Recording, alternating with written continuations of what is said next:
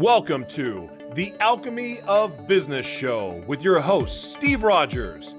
The Alchemy of Business Show is a podcast that mixes practical, actionable business solutions with soulful insights for anyone seeking deeper meaning in their lives and greater success in their work. Steve will be featuring purpose-driven leaders from all walks of life and getting insight into their journeys from failures to triumphs. So tune in to transition, transform, and evolve in every dimension of your business and life. And now your host of the Alchemy of Business Show, Steve Rodgers.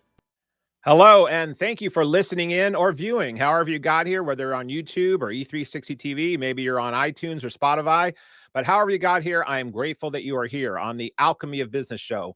We are here always talking about making wiser decisions, creating greater profits in your life and your work, but also finding higher purpose in what you do and who you are and how you show up in the world. And we have a phenomenal guest today who does that at a very high level. And he's been helping people do that at a very deep and wide level globally for many years. We have Dr. Mark Goulston on today. He is an executive coach, advisor, speaker. He's a psychiatrist, communicator, and an author. He's also a great guy with a great sense of humor, and you will enjoy him just a few minutes having him learning from his wisdom. But I met him actually through the Marshall Goldsmith 100 Coaches member group that he's also a member of. This is a group that has CEOs and managing directors and many people globally throughout the world that are invited in to share their knowledge within this leadership group. Originally, Dr. Mark was a UCLA professor of psychiatry for over 25 years. And he's also a former FBI and police hostage negotiator trainer. Now, who can say that? We're going to really find out more about that.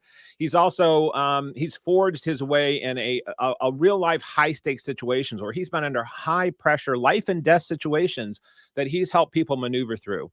He's also an author of over 9 books, with one of his books that you'll see from his background, Just Listen, Why Cope When You Can Heal, Trauma to Triumph. But he's got the My Wake Up Call that he does his own podcast show. So he's a host, not only being a guest on my show. And he also is in the Out of Our Minds It's Out of Our Minds in Your Own Space on Twitter, which is a mashup of creatives and thinkers. So what Mark's gift is many, but he's really phenomenal about bringing people together, connecting people at an intellectual, emotional, and spiritual way. And he is just a phenomenal man. So I'm so glad to have him on the show today. So let's invite Mr. Mark Goulston to say hello. You know, one of the nice things about people saying such wonderful things about you, Steve, is it gives you something to live up to. Well, and I know you will, and I know you do.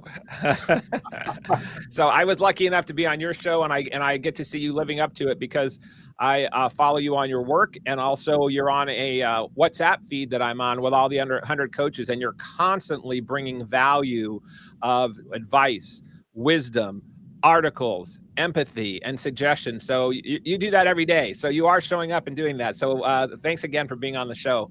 So Dr. Mark, Mr. Goulston, I'm going to call you Mark throughout the show, so the listeners on this process, but I know you've earned your doctorate and earned that very well. So I don't want to disregard that by any means, but for the sake of ease. So Mark, in this journey that you've had a very wonderful life and a lot of challenges and ups and downs, as we all have, but you've maintained this smiley, positive, happy attitude throughout it that I always receive from you when I engage from you or I see that you interact.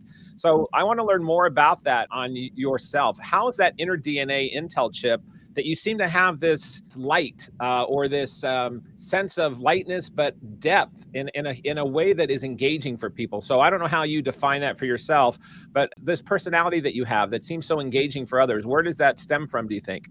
I'm blessed to have my wife be the more suspicious part of the two of us.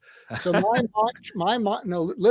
mantra into life is I assume innocence and goodwill wherever I am. And by the way, when someone says something that seems to upset me or sounds like bad will, I never get angry. I get confused. So I let them say whatever they're going to say. And then I'm puzzled. And I say, what was that about? Or where did that come from? Or I'll be quick to own up and say, what is it that I did or failed to do or said or failed to say that caused that, so I can take full responsibility for it. And I'll share an interesting story with you, if I might, because people remember. Please.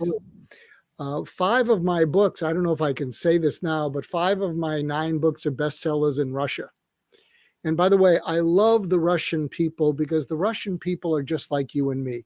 I don't want to get into politics. I don't want to get into wars. I don't want to get into anything like that. But here's an anecdote. I was speaking to 500 Russian business people, and I gave them this exercise. And if you're listening in, this is a great exercise to do with audiences if you want to increase engagement.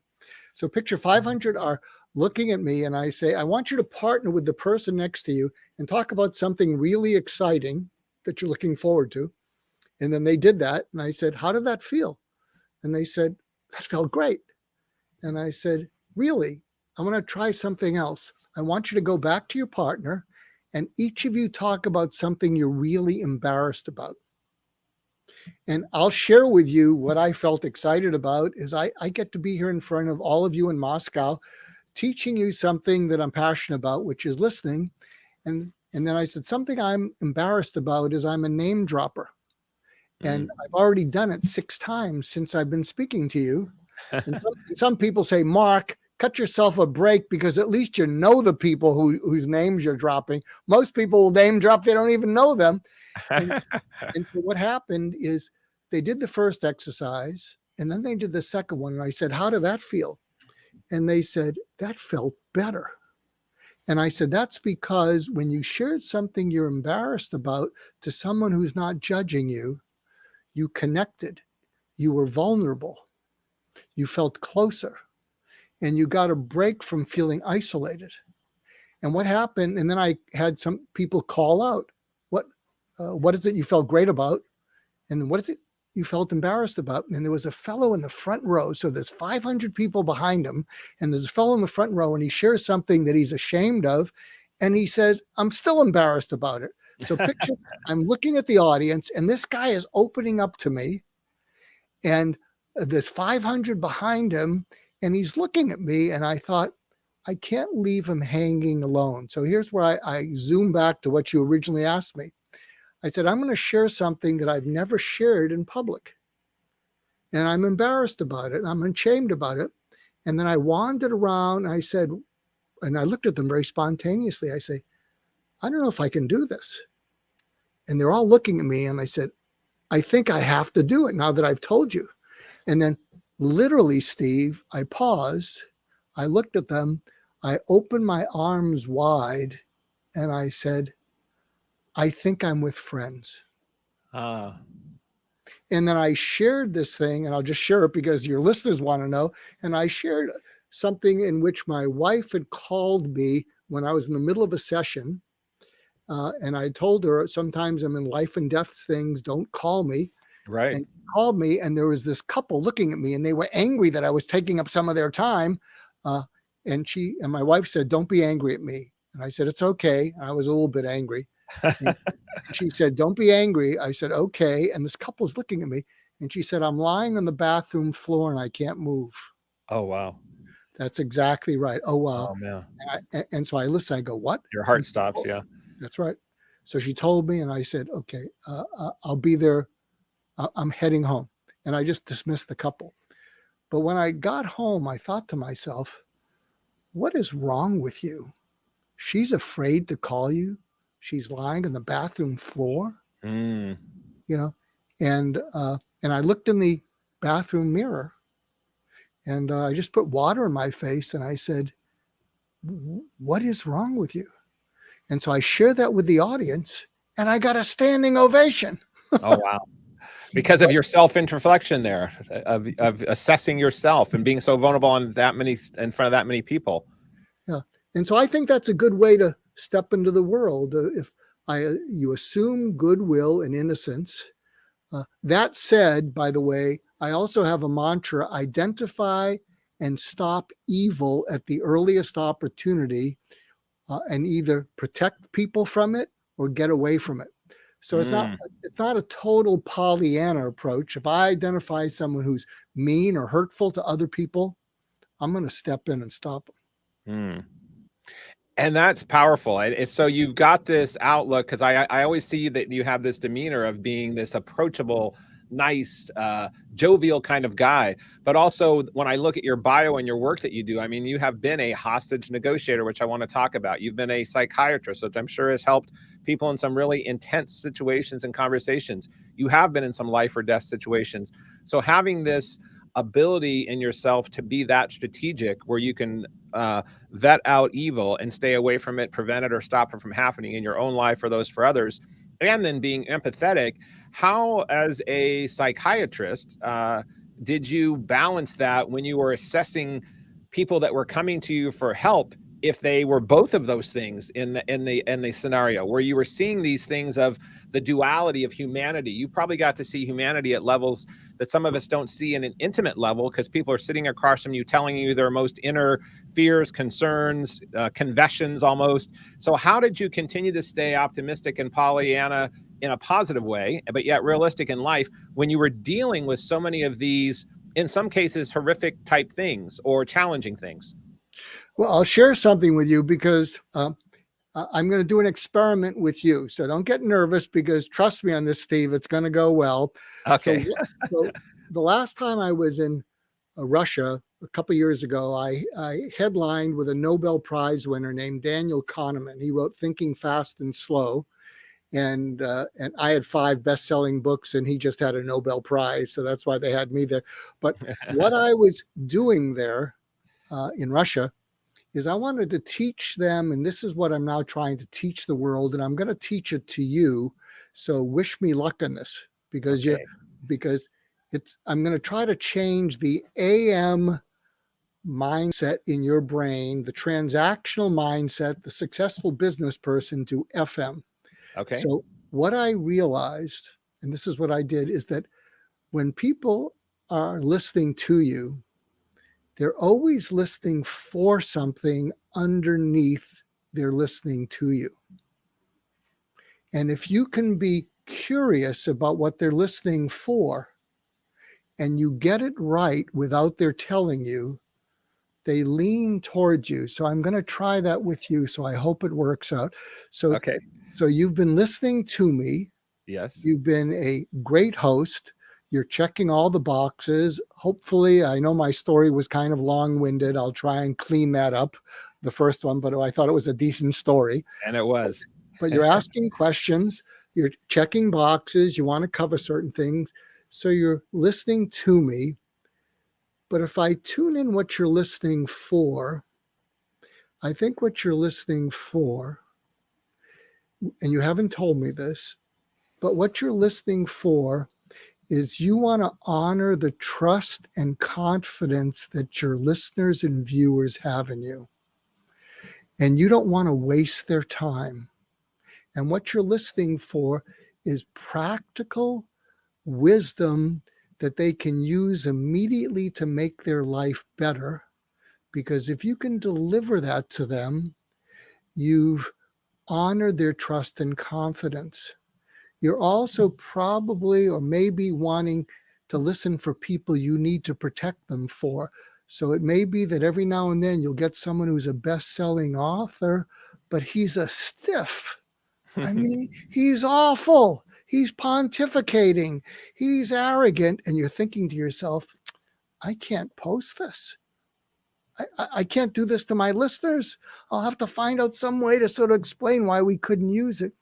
So am I getting it at all that you're listening for a way to honor trust and confidence, and by giving them value that's practical that they can use today?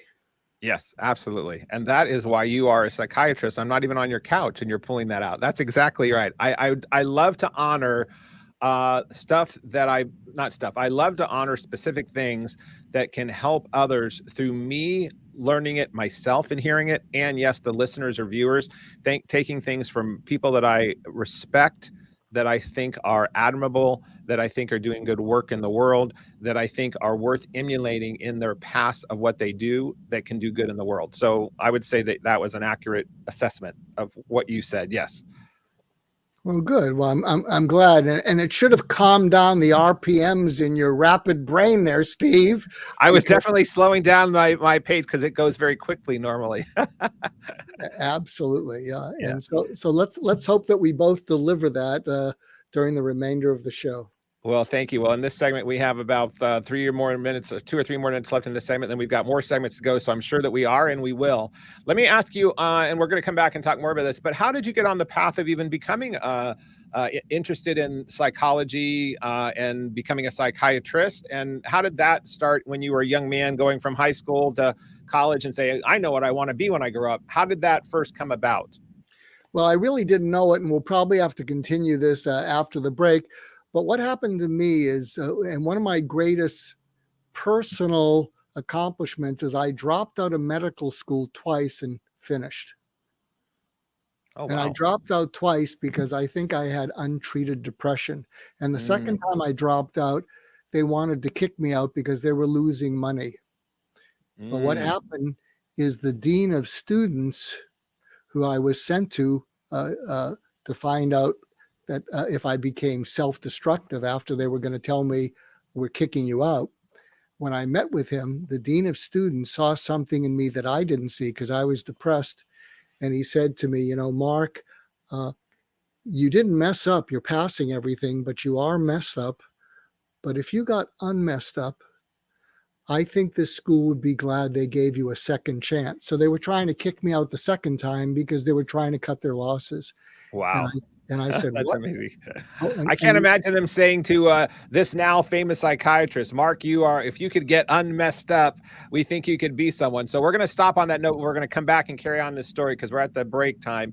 But please come back and hear how a FBI hostage negotiator, a top psychiatrist, a well-versed author was told that he was messed up and needed to get unmessed up. So come back and hear after the break how Mark succeeded in doing that and more. Thank you for listening in on the Alchemy of Business Show. We will be right back.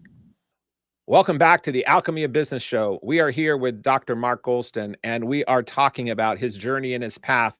He was giving us some great stories about empathy, vulnerability, engaging people and getting to the truth of the matter when people are listening for what they're really listening for. But what I was listening for as we were going from the segment is Mark was starting to tell us about his journey, about how he even got to become the desire to be a psychiatrist, and what were some of the hurdles he had getting there, but what even started with that. So Mark, you were telling us a story that you were in college and that you dropped out a couple times and then finished, and you had someone who was saying to you, Mark, we think you are a bit messed up, but if you got unmessed up, we think you have something there. So let's pick up where we left off there. Okay, so I was in medical school, and I dropped out twice, but finished. And the second time when I dropped out, and I wasn't flunking out, but I think I had untreated depression. I met with the dean of the school who cared about money, and I was obviously not a great business bet. So I met with him, and then he sent me to the dean of students who cared about students. And I guess the dean of the school was worried, how would I take it when I found out that I was being kicked out? And when the dean of students told me that the dean of the school had sent him a letter saying that I'm being asked to withdraw, I said to the dean of students, what does that mean? And he said, you've been kicked out. And then what happened is I cratered, and I'm not very religious, but I think a miracle happened, because when he said that, I started touching my cheeks because it felt like I was bleeding, and I started touching my cheekbones and looking at my fingers because I felt like I was bleeding from my eyes. Wow. But it was tears. Oh, okay. And then that's when he said to me, so imagine you're depressed. You don't know if you have a future. You're probably cratering at a low point. And he said, Mark, you didn't mess up because you're passing everything, but you are messed up. But if you became unmessed up, I think the school would be glad they gave you a second chance. And how did you receive those words when you got them? Did it make you feel more depressed, or did it give you a sense of encouragement in that moment if you were sitting back thinking about that? What happened is I think I fell apart, but his passionate compassion, it's like he reached underneath my falling apart. And he said, Mark, even if you don't become a doctor, even if you don't get unmessed up, even if you don't do anything with the rest of your life, I'd be proud to know you. Wow, that's powerful. Because you have a streak of goodness and kindness in you that we don't grade in medical school. We should, but we don't. And you have no idea how much the world needs that. And you won't know it till you're 35, but you have to make it till you're 35. And you deserve to be on this planet, and you're going to let me help you. And he arranged an appeal. So what he had done is he saw a future for me that I didn't. He saw value in me that I didn't. And he went to bat against the medical school for me at his own risk. And so the combination, the trifecta of seeing a future for me, seeing value, and standing up for me against a medical school that wanted to kick me out, it flipped the switch in me. So I took a year off. And during that year, I went and worked at a place called the Menninger Foundation, which was in Topeka, Kansas. It's now, I think, based in Houston. And I found a way to connect with schizophrenic farm boys. And I was raised in a suburb of Boston. And then I finished that. Yeah. And I came back, finished med school, went to UCLA in psychiatry, and I just paid it forward. So with my suicidal patients, I saw goodness in them. I saw a future in them, and I went to bat for them. And it's as if I grabbed them by the nape of the neck and said, "You're not going anywhere." Wow. Well, that's a powerful thing for our listeners and us to remember. One person believing in you or seeing something that you don't quite see in that moment that is there because someone else is seeing it and you may not be because of your depression, your emotion, your vision. And for you to go on and do that, Mark, I'm sure that school is more than proud of you that you were a graduate. So you went on then to start your own practice in Los Angeles, which is where you live now. And how long did you run your psychiatry practice for? I would say for 30 years or so. And then in that 30 years, I'm assuming you saw a lot of people. What did you, in that 30 years, if you had to sum up like a sound bite or two, did you have or do you now, from say 20 years ago toward now, have a different view of the human condition than you had before you started practicing, after you've heard all of these stories, these conflicts, these people, these families, what humans can do or not do to each other? Do you have a very different view of what you came into your practice as, how you saw humanity, versus what you have now? Yeah, absolutely. In fact, one of the things I'm working on is, you may have heard of this thing called ayahuasca. Yes. Where people go to other countries and they go on an ayahuasca journey. And so I'm working on figuring out, what does ayahuasca do to our mind that we can do without having to use ayahuasca? And I think I've figured it out. So what I've learned is that when we're traumatized as children in all kinds of ways, we attach to ways to just survive the trauma. But often those ways of attaching to survive the trauma are counterproductive. But we hold on to them because we got to make it through the trauma. And so we hold on to them. We become binge eaters. We become alcoholics. We do all these compulsive behaviors because that's what we grabbed onto to survive the trauma. But what happens is, as we get older, those things don't work for us. And so what you really need is someone to go in there and break your attachment to those behaviors that helped you survive the trauma. And that's where I came up with the term surgical empathy. Yeah, surgical empathy. We're going to have that in the show notes. But tell us more about that surgical empathy, please.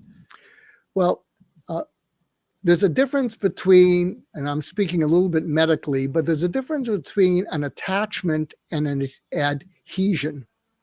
A surgical adhesion, and sometimes you have to go in surgically to cut the adhesions.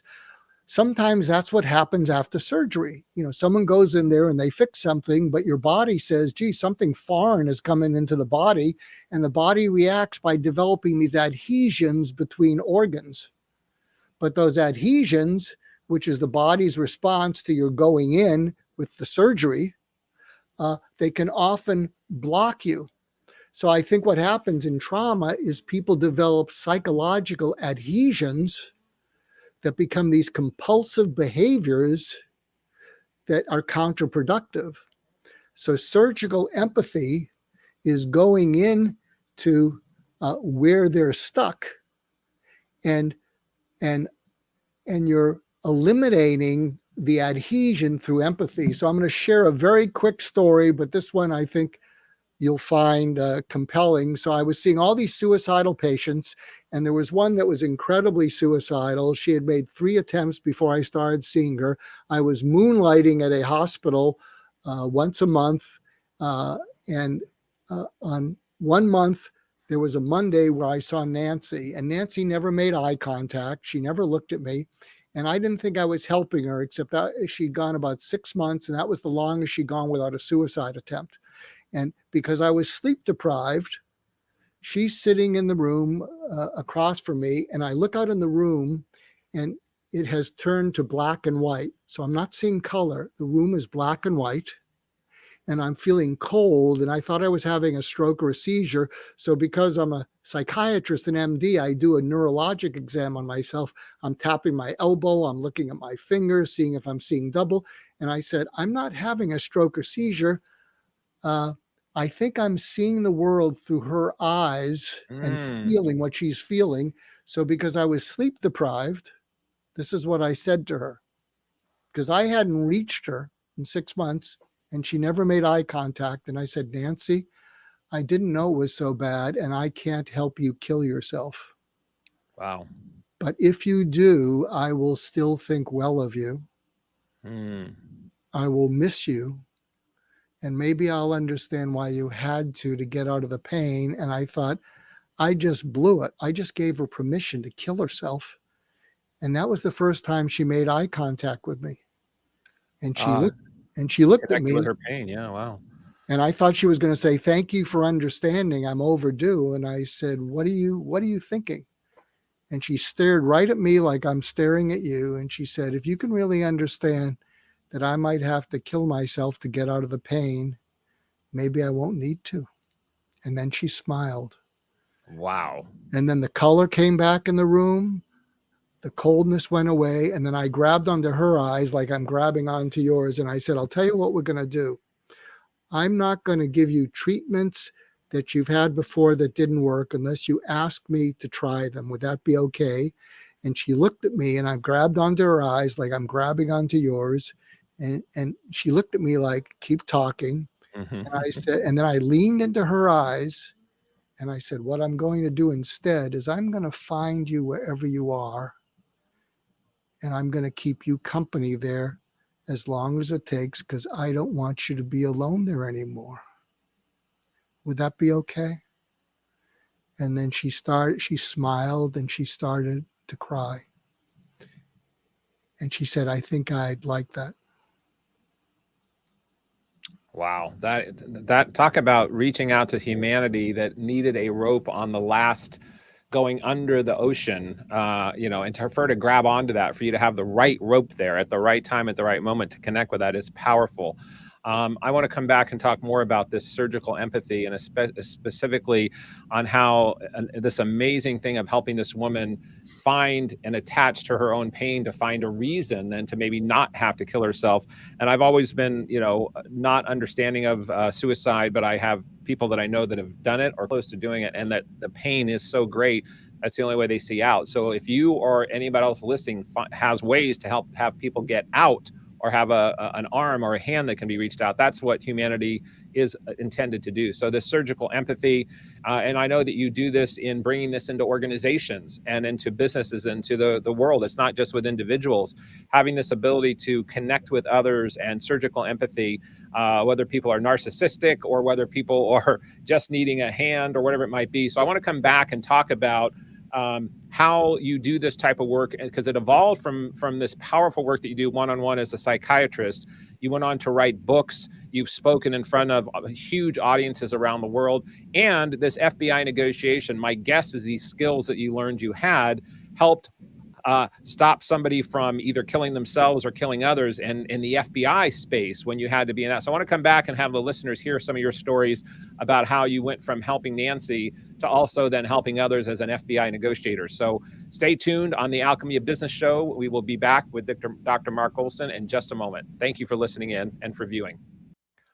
Welcome back to the Alchemy of Business Show. We are here helping people figure out how to make wiser decisions, creating greater profits in their life and business, and focusing on higher purpose. And Dr. Mark Goulston was talking about much of this in the last segment, because talk about having no more higher purpose and helping another human being have something to live for and to have helped be the person that helped be the steps to save their life. I would say that's pretty high purpose. So Mark, I want to dig further on that practice. When you realize that you've got that connectivity to help Nancy as one of your patients or many others, how did this work lead for you then to realize that there was more people that needed to hear about this than just potentially in your office in Los Angeles as a patient? How did you go on to start writing your first book? And where did that knowledge you have, how did you adapt that from helping someone across the table or across the couch area of your office into translating that into book and now many books of your experiences? So can we talk about, I know it's sometimes like talking about your kids, which one might be your favorite kid, but I know you have 9 books and 5 bestsellers. Which of these books were the first, and what are some of the things people can take away from some of your books and some golden nuggets here? Well, my very first book is called Get Out of Your Own Way. It's in 15 languages, Just Listens in 28 languages. And there's actually a Himalaya learning audio course called Defeating Self-Defeat. And if you go to himalaya.com/defeat, you can actually hear the audio course for free if you subscribe for a certain amount of time. So that's kind of my baby, the Get Out of Your Own Way. But Just Listen is probably my favorite, because I wrote it because when I look out at the world's not listening to each other. And something we talked about in the last segment was how I got through to Nancy, but I want to give your listeners something that they can use today. And I'm even hoping it might save a life or two. And there's 4 prompts. Let's say you're worried about someone who's in a dark place. And because of the pandemic, there's a lot of people who are in a dark place. We read about the stress, the depression, the anxiety. It's off the charts. So here are 4 prompts that you can use with someone you're worried about, especially if it's a teenager, because they're having a rough time.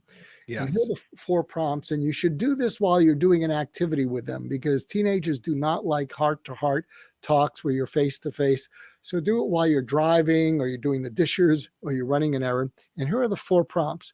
And you start off by saying to them, a lot of us parents are worried about our kids, and I'm one of them. And can I just ask you a few things? So hopefully that will cause them to say, okay, mom, okay, dad. You want to give them a little warm up, a warning. Right.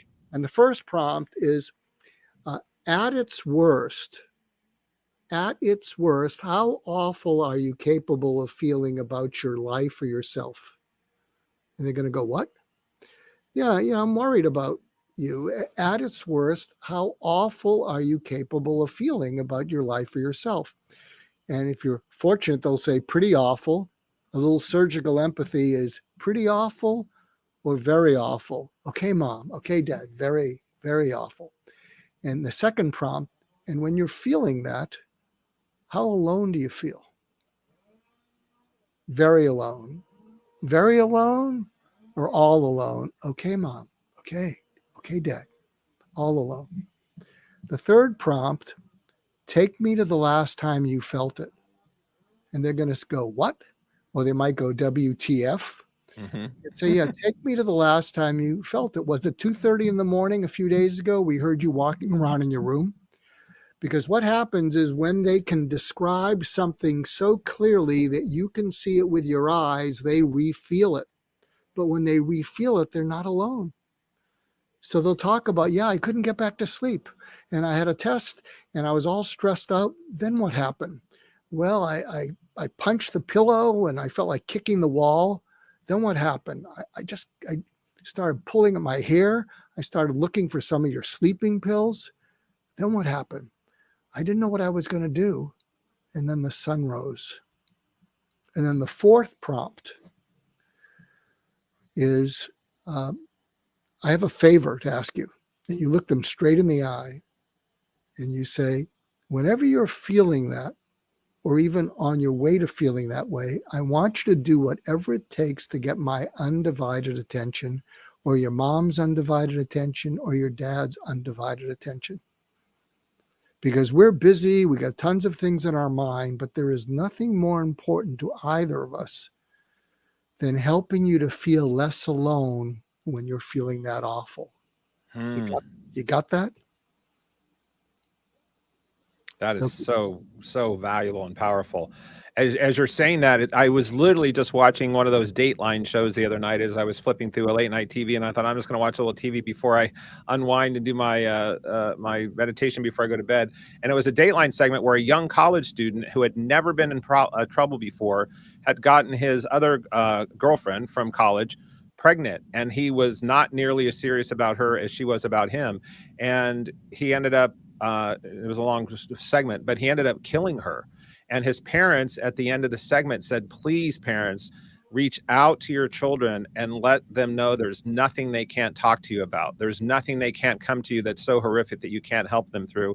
And they then also went on to send their prayers for the family of the daughter that had died and been killed, that he killed, because his life is never going to be the same. He's now in lifetime in prison, and the young 20-some-odd-year-old is dead. But they were talking about, we thought we had a good relationship with our son. He had never been in problem before, but I don't know that they ever had this conversation that you just said about, no matter how dark, how deep, get our undivided attention, because it may have just made that one little difference, that one little layer. So for parents that are listening in, for brothers, sisters, mothers, whomever that is, this process you just took us through, it's 4 steps. And it's, give me again the 4 steps, the questions we'll mark, and then we're going to go to the next segment, but just so that we have the questions again, or the topics. Okay, so the 4 prompts, and do this when you're doing an exercise together or you're doing running an errand.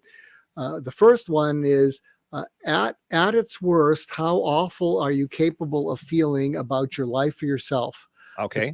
The second prompt is, when you're feeling it, how alone do you feel when you're feeling it? The third prompt is, take me to the last time you felt it. And you get them to describe it so clearly that you can see it, because when you see it with your eyes, they feel it and they feel less alone.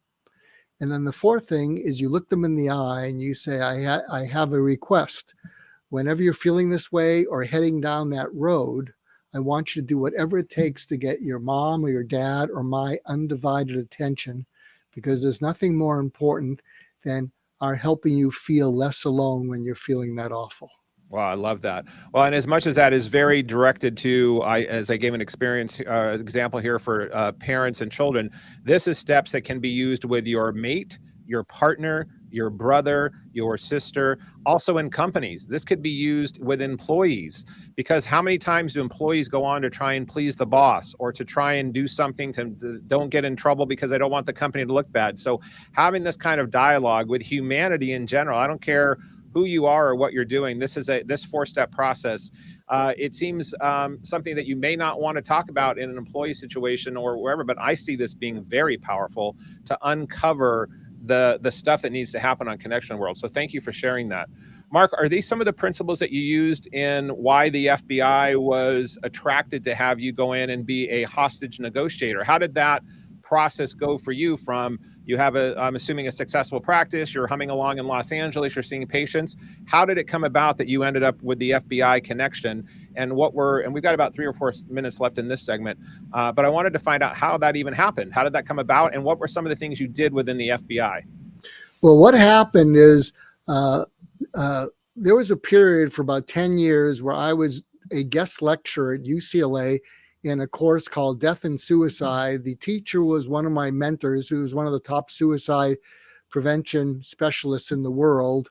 He was to suicide prevention what Marshall Goldsmith is to executive coaching. And I was a guest lecturer in his talk.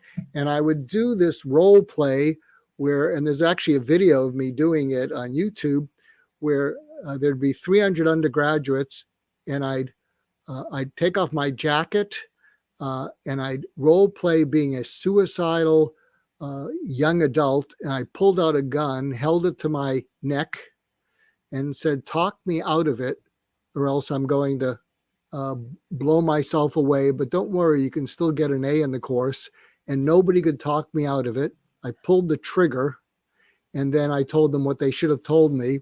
And then I did that for 10 years. But how I got into doing FBI training, I was asked to give a talk to junior high parents at a middle school in Los Angeles. And there was someone from the FBI talking, and it was about how to keep your child safe as a teenager.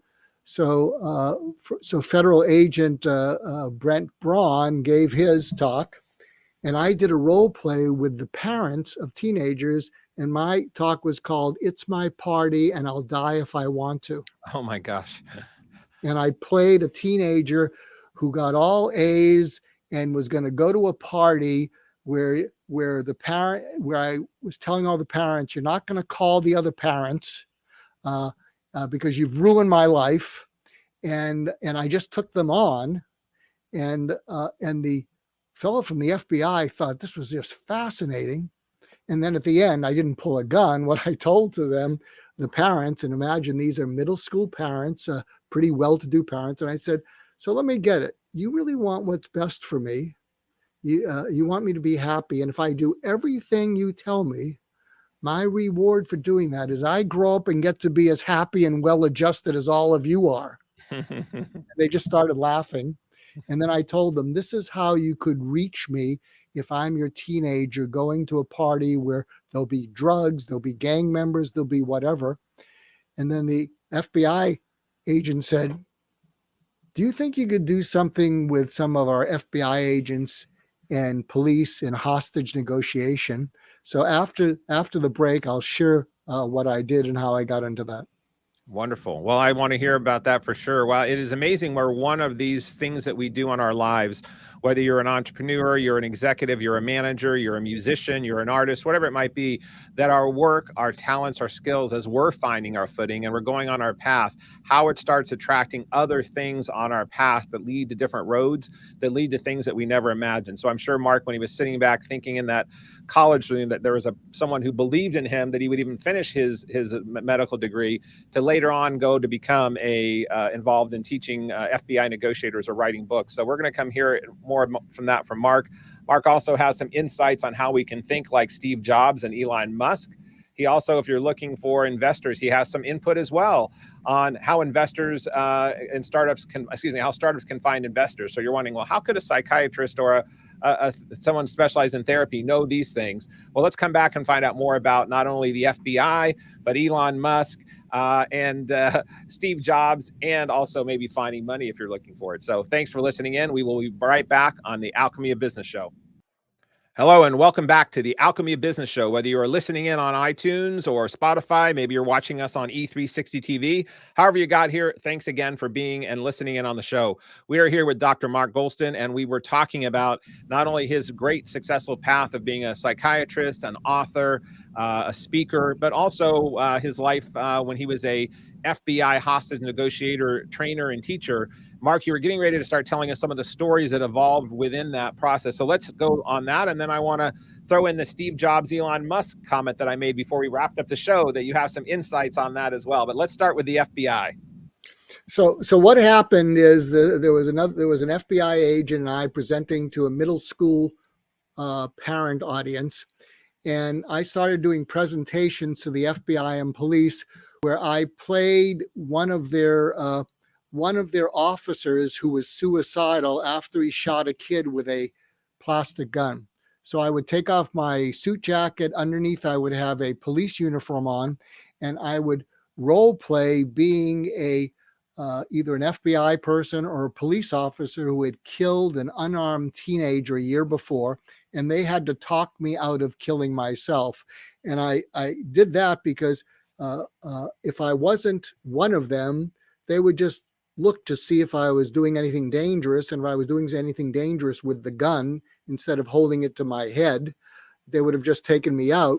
So this forced them to have to empathize, but whatever they did, it didn't work. So I just pulled the trigger.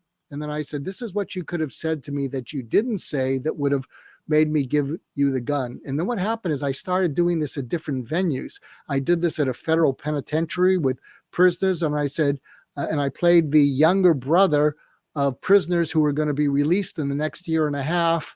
And it was how to earn back the trust from your family after you've really screwed them over.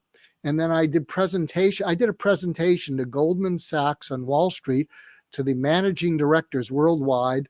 And I did a role play where I played a high net worth client from a competitor who had taken gotten a haircut and went from 150 million to 100 million.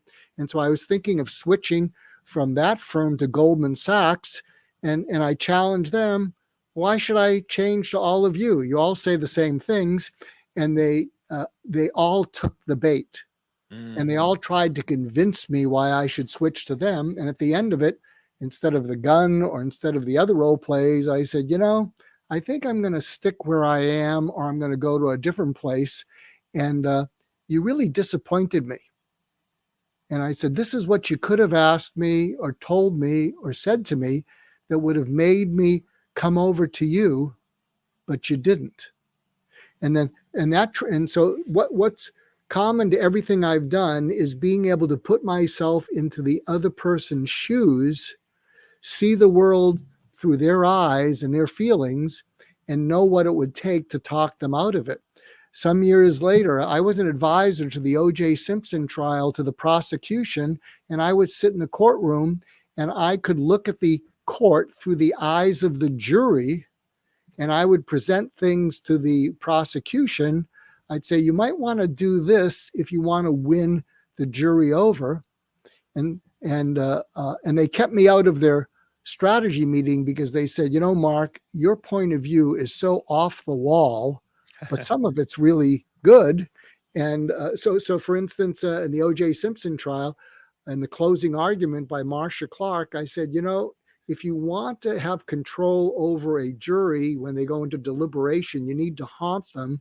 So make sure you play the famous 911 tapes of Nicole Brown Simpson talking about O.J. Simpson, because you want to haunt the jury and leave that as an impression when they go into deliberation. But of course, they came back not guilty. And then I switched from that to now working with entrepreneurs about how do you win over investors. And I've been working with an accelerator now for a year and a half. And every 3 months, I do a 6-hour training for a cohort of about 25 companies.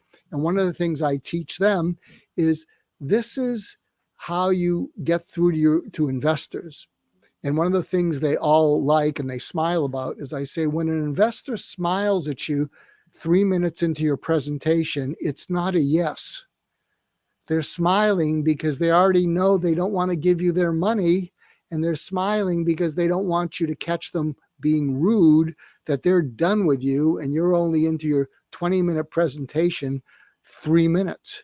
And wow. So what I coach them to do, if you're listening in and you've been there, is and I said, they're not smiling at you because investors don't smile. It's about money. And if you haven't cracked a joke, which I wouldn't advise, they're smiling because they're being polite, but they're done with you. So the suggestion that I give to startups is when you get that smile too soon in a conversation, drop the rest of your presentation. And instead you say, can we pause for a moment? And they're going to go, and you're going to disarm them. They're going to go, what? Yeah, can we pause for a moment? Because when we started, we were even. You had money to give, and I was a company that needed that money. And now you have money to give, and I'm a company that's never going to see any of it. So you were listening for something, and I didn't cover it. Can you tell me what you were listening for that might have caused you to give me money? Because we may have it. And if we have it, we don't have to show you the rest of the deck. And by the way, if we don't have it, I'm in a cohort of 20 other companies. I might be able to introduce you to people that would be a good match for your investment. So you've taken an investor who is all ready to run away from you with their money, and you focused on their success.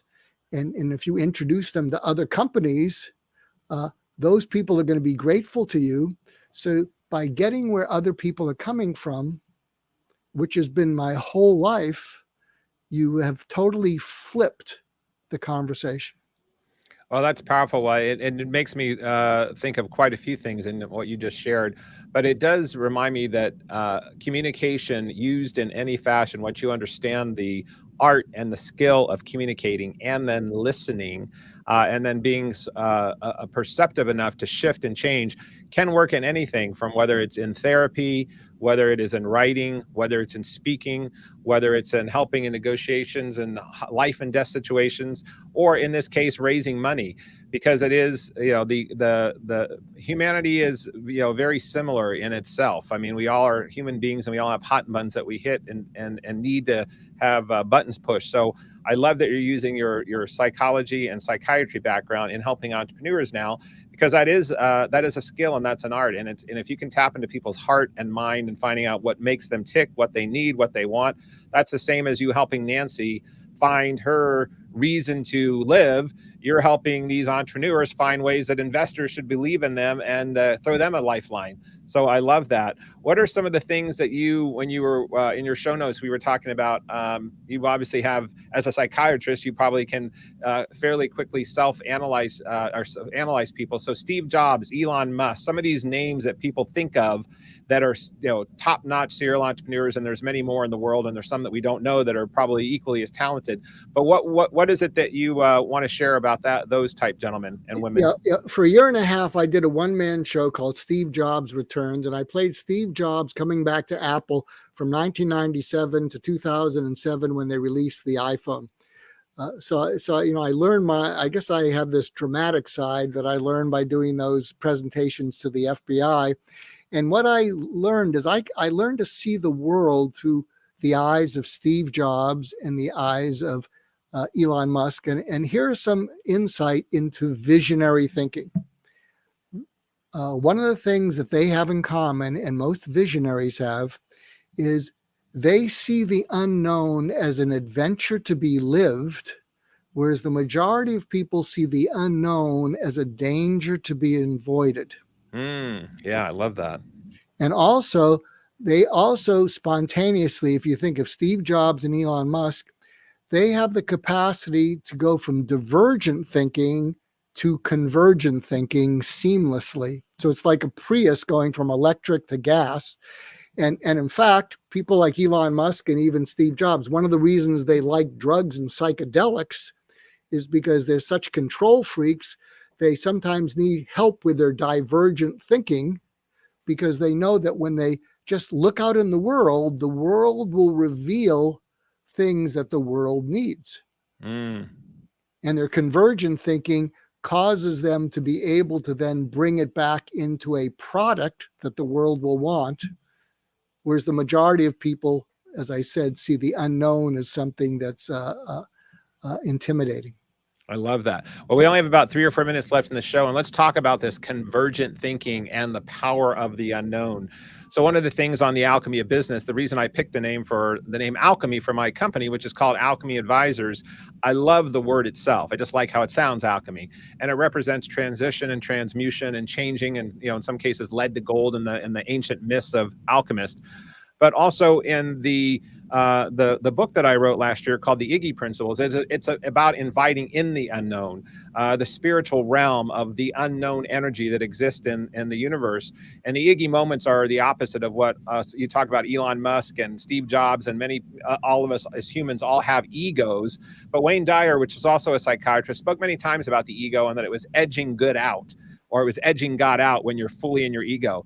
And I had to remind myself as a young man going up corporate ladder, what is the opposite of that, or what's the alternative of that? And that is inviting good in, or inviting greatness in, or inviting God in. So I'm curious, Mark, on all this exploration you've had on your own, searching the unknown, searching your own internal quest from a young man going through depression to then greatness and following your path and studying people and studying humanity. What is your definition at this stage of your life of spirituality? or a spiritual presence in a general state? And then how do you, for your own life, describe spirituality? And if so, if you use it in a full practice, how do you incorporate that into your life or business? So I'll leave you with a quote and an exercise, which I think is a good way to finish our episode. One of my favorite quotes comes from a British psychoanalyst named Wilfred Bion, and he said, "Listening is the purest form of listening is to listen without memory or desire." Because when you listen with memory, you have an old agenda that you're trying to plug people into. When you listen with desire, you have a present agenda that you're trying to plug them into, but it's not their agenda. And one of the ways you can build this muscle to be able to listen without memory or desire is something that I call the HUVA exercise. And you can look up HUVA exercise, Goulston, you'll find it. And it can help all of us. And what HUVA stands for is once a day. And if you do this for a week, it will change your life. Once a day, select one conversation where you want to be present as opposed to transactional. Where the other person, you want the other person to leave feeling satisfied and fulfilled. And what HUVA stands for is you have the intention to use it in a conversation. And after the conversation, you rate yourself as if you were the other person. On a scale of 1 to 10, how much do you think they felt you heard them out versus interrupting them versus changing the subject? On a scale of 1 to 10, how much did they feel understood by you? And you show that by saying, can you say a little bit more about that? Can you go a little bit deeper? So that shows understanding. On a scale of 1 to 10, how much did they feel valued by you? Did you pause and actually take in what they had to say and actually see how it could be applied in other settings? You've done an amazing job of those with me. I mean, because you've summarized what I've been talking about. This is unscripted, and you were able to select things and see the value of it. And the final A is on a scale of 1 to 10, how much did they feel that you added value to what they had to say? So how much did they feel heard out, understood, valued, and that you added value? And the way you add value is, and you've been doing it all through the episode, you'll pause, you'll summarize what I've been speaking about, and then you'll see the application of it, not only to what I was talking about, but the further application of it to people's professions and their lives. So you've done a pretty good job of a hoovaing. Well, thank you for that. Well, it seems to me like if I had to do my own assessment of, thank you for that very much. If I was playing dime store psychologist, which I'm not, to me, my looking at Dr. Mark Goulston is your spiritual gift of the unknown is helping people really tap into the essence of who they are and finding ways to have that be heard in the world in an empathetic way. And so the surgical empathy, I love that you have your techniques and your skills and your process of you emulating a beacon of the importance of an individual, the importance of someone's psyche, the importance of mental health, but also how adaptable that is in life. And that's a musical gift in a way. It feels like a song and a dance of interaction with this energy that flows and connecting people to listen, whether you're an investor, whether you're a negotiation and a hostage thing, whether you're Nancy across from your table. So to me, I think this spiritual energy, which again, my definition of God is just the sum of all that is. It's energy, and it's the sum of all that is working through us as human beings. So I want to thank you, Dr. Mark Goulston, for having this energy flow in a way that your gift of having people be heard and that you just listen, as your book says behind you, and that you're helping the world just listen, because we can also use more of that. Those are some great gifts that we can all take more from. So thank you very much for your time, your wisdom, and your guidance today. We really appreciate you being on the show. And what's the best way for people to reach out to you, Mark? We're going to have that in the show notes. But if people are listening in right now and they wanted to find you on your website or social media, what's the best way for people to connect with you? I would say LinkedIn. I keep pretty current, or my website is markgoulston.com, or my podcast, which is kind of exploding. I mean that in a positive way, is my wake up call. So I think those 3 ways of reaching me, and I would love to hear from you, will be a good way to find me. Great. Well, we're going to have Dr. Mark Goulston's info on the show notes. We'll have his Instagram, his website. So we will make sure those are there. We'll also have link. He has some amazing things that he does on his social sites on things that you can do, various exercises, worksheets, etc. So please check him out. Mark, again, thank you for being on the show. Any closing words for our guests before we sign off? Well, I'm going to share, we didn't talk about this, but I collect quotes. So I'm going to leave you with the best quote that I have heard, and I collect some doozies. I shared one that was pretty good about memory and desire, but here's one that you can take, and it's worth thinking about. It's about forgiveness. Forgiveness is accepting the apology you will never receive. I love that. And that is a great note to end on. That's one of the chapters in my book on forgiveness. That's one of, for me personally, that I've learned the power of forgiveness is one of the greatest gifts and lessons and things that I practice all the time in my life. And it's where I've been the most rewarded internally in my soul and in my interactions with others. So let's end on the power of the note of just listening, communication, and forgiveness.